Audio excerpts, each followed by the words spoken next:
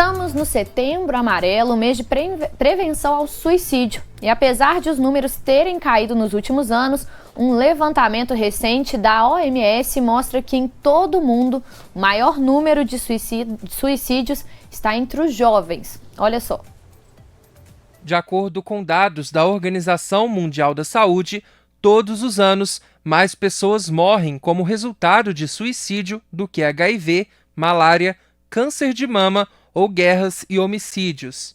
Em 2019, foram registrados mais de 700 mil suicídios em todo o mundo, sem contar com os episódios subnotificados. Com isso, estima-se mais de 1 milhão de casos. No Brasil, os registros se aproximam de 14 mil casos por ano, ou seja, em média 38 pessoas cometem suicídio por dia. Entre os jovens de 15 a 29 anos, o suicídio foi a quarta maior causa de morte depois de acidentes de trânsito, tuberculose e violência interpessoal. E é sobre isso que a gente conversa agora com o Gerson Sobrinho, que é coordenador do Centro de Valorização da Vida de Juiz de Fora. Gerson, seja muito bem-vindo à Manhã Diversa. Setembro Amarelo é realmente um mês em que esse assunto ele é mais discutido, mas a gente precisa realmente levar essa conscientização o ano todo. Então vamos começar nosso bate-papo. Mais uma vez, muito obrigada por estar aqui com a gente. Eu que agradeço pelo convite, é um prazer para nós.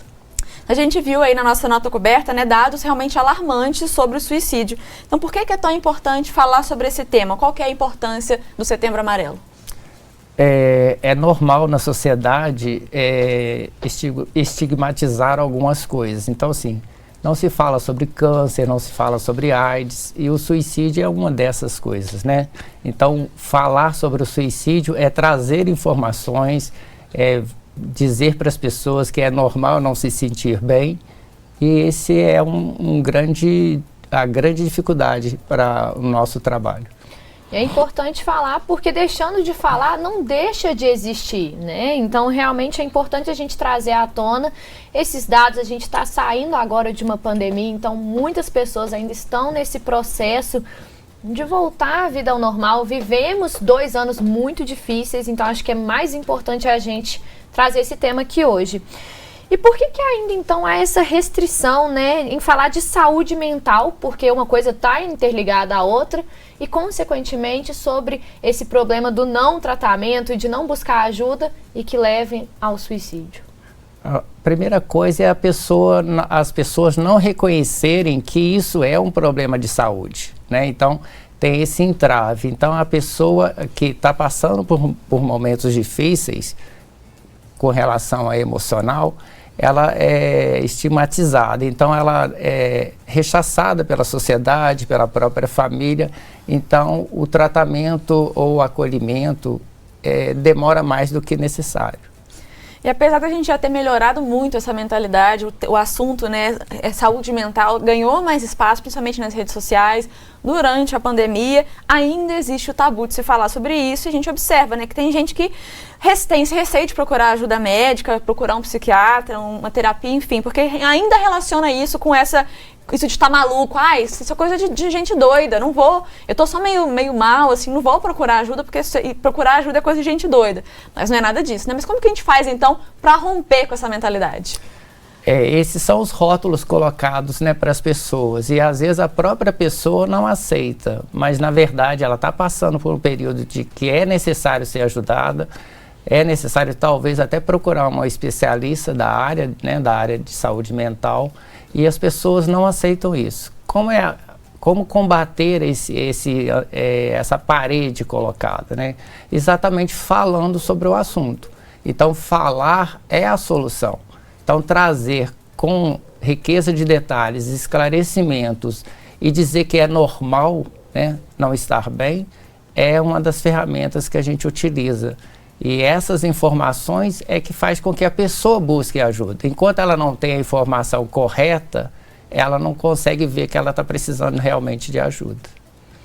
E como então identificar alguém que precisa dessa ajuda e que talvez esteja aí correndo risco de suicídio?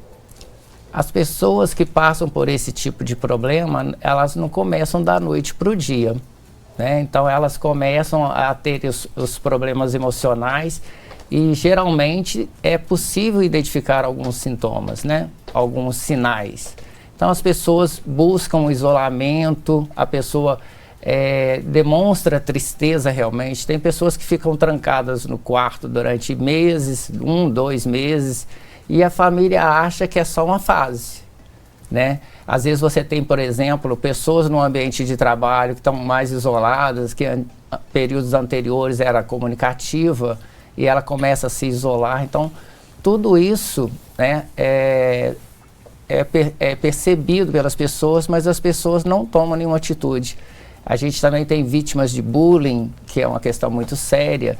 Às vezes, a própria condição emocional dentro de casa, uma relação que não está boa com a mulher, com os filhos, as pessoas no trabalho apresentam esses sinais de que tem alguma coisa de errado acontecendo. E nós não vemos que há uma necessidade de ajudá-las. Ao mesmo tempo que as redes sociais, elas são realmente um lugar onde o assunto está sendo mais abordado, que as pessoas estão falando mais sobre isso e começando a naturalizar mais, falar sobre saúde mental, ela também, a internet também é um lugar onde as pessoas meio que não têm filtro, né? Então você falou do bullying, e é uma coisa que acontece muito nas redes sociais, às vezes as pessoas são atacadas mesmo por coisas bobas, né? Não que qualquer coisa justifique ser atacado, mas assim, as pessoas são atacadas porque as pessoas estão ali atrás da tela, acham que podem fazer o que quiser sem pensar nas consequências que aquilo vai ter para a pessoa que está ali do outro lado, né? Então eu acho que tem esses dois lados aí. Sempre que a gente conversa de vários assuntos aqui no programa que tem alguma relação, né, com aí o meio virtual, a gente sempre acaba pontuando que existe um lado bom e um lado ruim. Nesse caso não é diferente, né? Mas a gente sabe que quase 100% dos casos de suicídio estavam relacionados com doenças mentais, né? Principalmente não diagnosticadas ou não tratadas, ou tratadas incorretamente. Ou seja, tem como ser evitado, né? Com esse tratamento correto, tem como ser evitado. Por que mesmo assim, então, não foram, né? Por que realmente chega a esse ponto mesmo, existindo tratamento, existindo como cuidar dessa pessoa? Exatamente o que a gente falou anteriormente. Existe um tabu que precisa ser rompido. Então, como as pessoas não aceitam, e as que convivem com pessoas que estão passando por esse período difícil, elas, em vez de acolher, né, de tentar ajudar, ela faz julgamentos. Então, assim, fala, isso é frescura, né? Você tem tudo que você precisa na vida, por que tanto drama? Então, assim, acaba, em vez de validar a dor da pessoa, a pessoa vai fazer o contrário, né? Então, a ajuda não chega porque a própria sociedade, as próprias pessoas do entorno não enxergam isso como uma necessidade de ajudar. E existe essa ligação direta, então, entre o suicídio e essas doenças, esses transtornos mentais.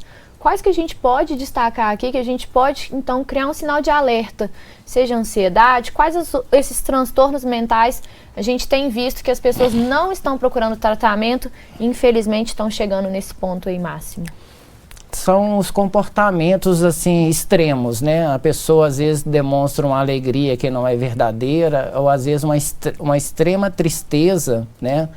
Que as pessoas acham que é uma fase, é porque aconteceu algo de ruim, é um rompimento de namoro, é uma perda de trabalho, ou qualquer outro acontecimento na vida da pessoa, mas, na verdade, ali está sendo um pedido de socorro, né?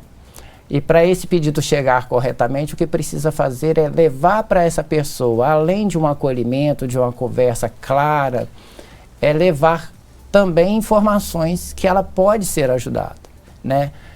E nessas informações, nem sempre só um bate-papo com um amigo, com um familiar é o suficiente. Às vezes é necessário você encaminhar, né? Fazer com que essa pessoa busque a ajuda de um profissional da área de saúde mental. A gente já falou sobre depressão aqui no programa, né? Já tivemos uma conversa sobre esse assunto, falando muito sobre, né, que existe uma diferença entre depressão e tristeza momentânea, e que há uma diferença que a gente precisa saber identificar realmente em nós mesmos e também nos outros, né? Porque muitas vezes, como você disse, passa batido porque parece que é é só um momento, uma tristeza. Às vezes pode até ter sido realmente desencadeado por alguma coisa que aconteceu, mas pode ser realmente algo muito mais sério que precisa de atenção. Então, em todo caso, né, importante procurar ajuda para não deixar chegar nesse ponto. No próximo bloco a gente vai continuar conversando sobre esse tema, a gente vai entender um pouco mais sobre o nosso papel enquanto sociedade para espalhar informação, para combater realmente, né, esse problema que é tão sério. Então você aí de casa não sai daí e participa com a gente, só mandar sua mensagem para o nosso WhatsApp ou para o nosso Instagram que a gente responde no próximo bloco. Não sai daí.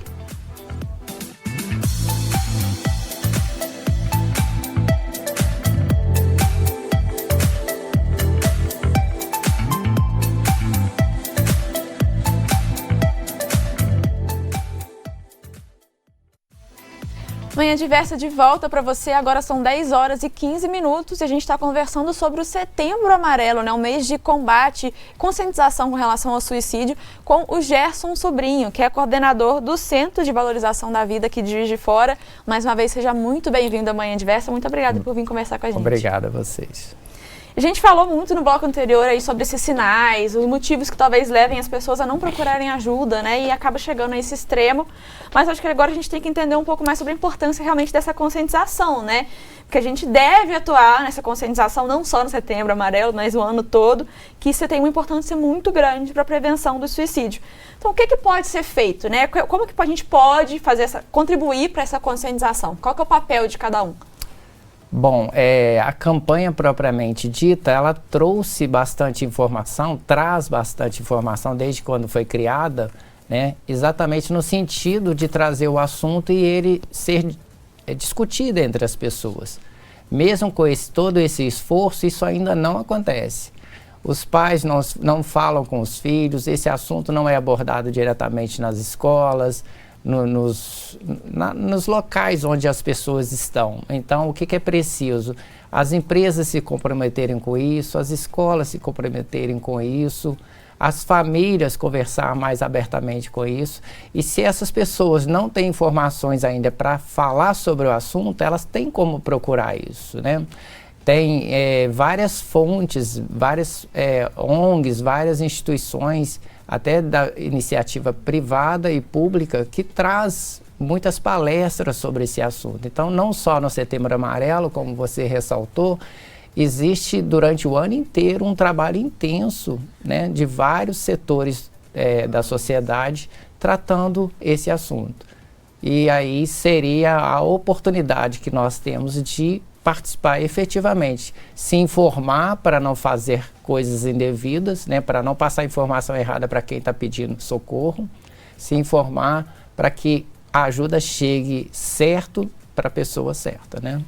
Gerson, a fala, então, ela é essencial para a gente tentar realmente resgatar essa pessoa, ajudar nessa situação que é tão difícil. E muita gente fica sem saber o que eu devo falar, o que eu não devo fazer, porque é uma situação muito complicada. Então, a gente, às vezes, se pega sem saber como lidar. Para a pessoa, então, que está vendo um amigo, um companheiro, que está passando por essa situação, o que a gente não deve fazer e se atentar para realmente essa fala ela ser efetiva e realmente uma ajuda e não algo que vai, talvez, atrapalhar mais ainda? Primeiro é evitar aquelas frases prontas, né? Você tem tudo que você precisa, você tem casa, você tem, né, você tem amigos, etc., que não auxilia em nada e pelo contrário, né? Só faz com que a pessoa se sinta pior.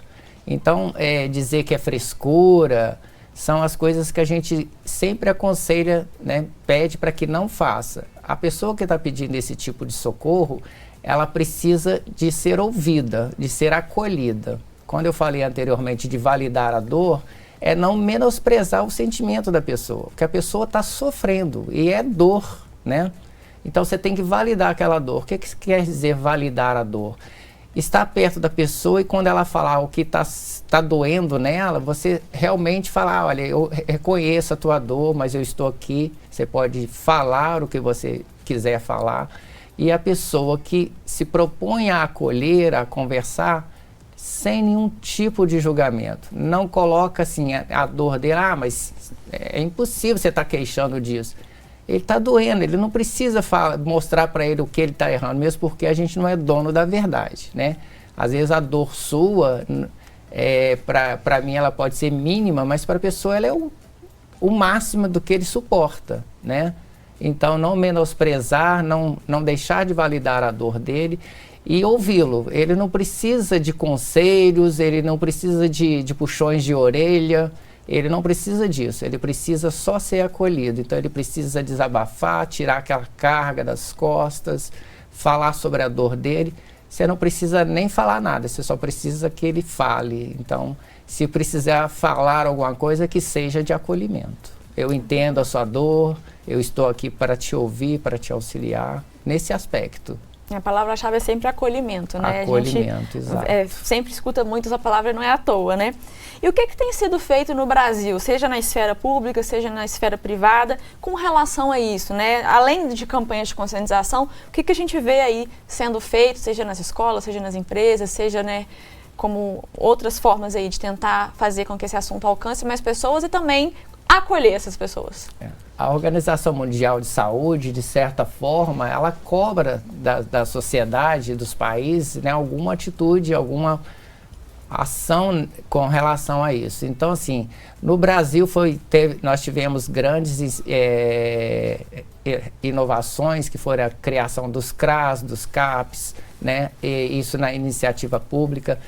Serviço de assistência social em hospitais ligados à saúde mental, que também é bem interessante, que auxilia bastante. E a iniciativa privada, né? Algumas empresas também fazem programas internos com relação à saúde mental. As ONGs trabalhando também bastante nesse aspecto, uma delas, lógico, é o CVV, né? Que eu não posso deixar de citar. Então, assim, esse trabalho vem sendo feito já há algum tempo. Precisa ainda ser melhorado, porque a gente ainda não atingiu o ápice do que é necessário, que é falar abertamente, que isso não seja, não pode falar disso, esse tema é complicado, a família não fala, os amigos não falam. Então, já existe realmente por parte da iniciativa pública e privada algum passo dado, mas, né, nós também temos que fazer a nossa parte. Se você percebe, tenta ajudar. Se você não se acha em condições, tenta falar com a pessoa para buscar essa ajuda. Então, o que não podemos fazer é não fazer nada. E em 2022, o tema, então, do Setembro Amarelo é: a vida é a melhor escolha. Por que foi escolhida essa frase? O que vocês, né, o pessoal que está envolvido nessa campanha, quis passar com isso? Desde o início da criação, que foi em 2014, do Setembro Amarelo, a ideia era a valorização da vida. E o CVV trabalha também com essa meta de valorização da vida. Então, as pessoas com ideação suicida, elas não estão querendo se matar. Elas estão querendo acabar com a dor que elas estão sentindo. Então, levar para essas pessoas valorização da vida é o que a gente precisa ser feito. Então, o tema ele está voltado para a valorização da vida nesse sentido, que é muito melhor, né, a gente saber viver e querer viver do que fazer diferente disso. Excelente. Agora, então, né, aquilo que é tão importante de ser falado, né, como buscar ajuda, quais são os canais de atendimento que existem, seja do CVV, seja de outros, né, outras opções aí que as pessoas podem ter para conseguir realmente ajuda, né, seja para si, seja para outras pessoas que elas conhecem. Quais são esses canais? Bom, com relação, assim, se tiver problema de ordem assim, mais grave na família, né, essas pessoas devem ser encaminhadas para especialistas, com certeza. Agora, os canais de ajuda, igual eu falei anteriormente, o CAPS, o CRAS, são órgãos, né, são entidades que também dão esse suporte e são os canais de ajuda. O CVV, o acesso ao CVV é muito tranquilo, porque você pode ligar para o 188, que é o nosso telefone de apoio emocional, qualquer hora do dia, qualquer dia da semana, seja sábado, domingo, feriado, a gente tem plantões 24 horas, então a pessoa nunca vai estar sozinha, ela vai sempre ter alguém para atendê-la. E aí, com esse trabalho que é totalmente gratuito para a pessoa que liga, não tem custo da ligação, não tem restrição de tempo que ela vai falar, então ela fala pelo tempo que ela necessitar, ela pode ter esse apoio. Então, esse canal é um canal que a gente abre para as pessoas e a gente pede que esse canal seja divulgado, porque o que a gente falou anteriormente, falar sobre sobre suicídio é salvar vidas, né? Então, quando você entrega essas informações, os canais de ajuda, você está auxiliando. Além do 188, o CVV presta serviço também de atendimento, ele faz esse trabalho de acolhimento nos postos, né, de atendimento, onde a sede dele faz atendimento presencial, atende também por chat e também por e-mail, né? Não é muito como antigamente era por carta, né? Hoje não existe mais carta. Então a gente também recebe por e-mail as solicitações e encaminha, né, o apoio que a pessoa está buscando. Parabéns por todo esse trabalho do CVV, importantíssimo esse canal. Então, reforçando, a ligação mesmo é 188, ligação gratuita, onde você vai encontrar sempre, independente do horário, independente do dia da semana, essa ajuda para o momento que você está precisando, pelo menos uma ajuda inicial. E para o pessoal que talvez esteja pensando, como que será feito esse acolhimento? Será que vou ter que passar meus dados? O que acontece? Então, para a gente entender e finalizar o nosso bate-papo, como que é feito esse acolhimento das pessoas que buscam essa ajuda através dos canais do CVV? Bom, pelo telefone, quando a pessoa liga, ela não precisa se identificar. O nosso telefone, ele trabalha no sistema VoIP e a gente não tem como identificar qual o número que está ligando. A pessoa, ela pode perguntar o nosso nome ou não, né? Então ela fica à vontade. O sigilo é 100% garantido, ou seja, a conversa entre a pessoa que está buscando ajuda e o voluntário que está atendendo fica só entre os dois, não é passado nem para a parte administrativa do CVV, do posto em si. Então, assim, é garantido 100% de sigilo e a pessoa ficar à vontade para se identificar ou não. Algumas se identificam, falam a cidade que está falando, outras perguntam por onde está sendo atendida, a gente pode também falar. E assim funciona o atendimento. Eu queria aproveitar um pedacinho desse nosso tempo para dizer que a gente tem necessidade de mais voluntários para prestar esse serviço. A gente tem mais de 130 postos de atendimento no Brasil. Então, quando a pessoa liga de Juiz de Fora, de Belo Horizonte, de qualquer cidade, ela pode ser atendida pela própria cidade, no 188, ou pode ser atendida por qualquer parte do Brasil. Então, se eu ligo de Minas Gerais, eu posso ser atendido pelo Amazonas. Então, assim, isso é também mais uma garantia de que que o sigilo vai ser conseguido. Não que se ela ligar para a própria cidade e ser atendida pela cidade, quer que seja, o sigilo não vai ser quebrado, né? Então, é bem interessante. E a gente precisa realmente de mais voluntários. Então, tomando a liberdade de falar com vocês, nós vamos iniciar uma capacitação para o nosso posto aqui de Juiz de Fora. E existe também essa capacitação está acontecendo para mais de uma cidade. Então, as pessoas que têm a intenção de colaborar e quer se tornar um voluntário, basta entrar no site do cvv.org.br e fazer a inscrição de voluntário. Então, vai começar dia 24 em Juiz de Fora e mais 2 outras cidades. E a gente conta, né, com essa divulgação também. É um trabalho muito importante. A gente espera que realmente cada vez mais pessoas possam, né, se interessem realmente por fazer parte. Gerson, muito obrigada por ter vindo conversar com a gente sobre esse tema. A campanha de Setembro Amarelo aí continua durante todo o mês, mas como a gente diz e reforça, esse é um assunto que deve ser falado durante todo o ano. A conscientização é chave, conversar, falar é chave, acolhimento é chave. Então, muito obrigada por ter vindo falar com a gente. Eu que agradeço. A gente tem um slogan que eu sempre gosto de repetir, que falar é a melhor solução. Não é meu, né, do CVV. Falar é a melhor solução. Então, assim, realmente falar ajuda, né? A pessoa se sente melhor. Obrigado, tá? Muito obrigada.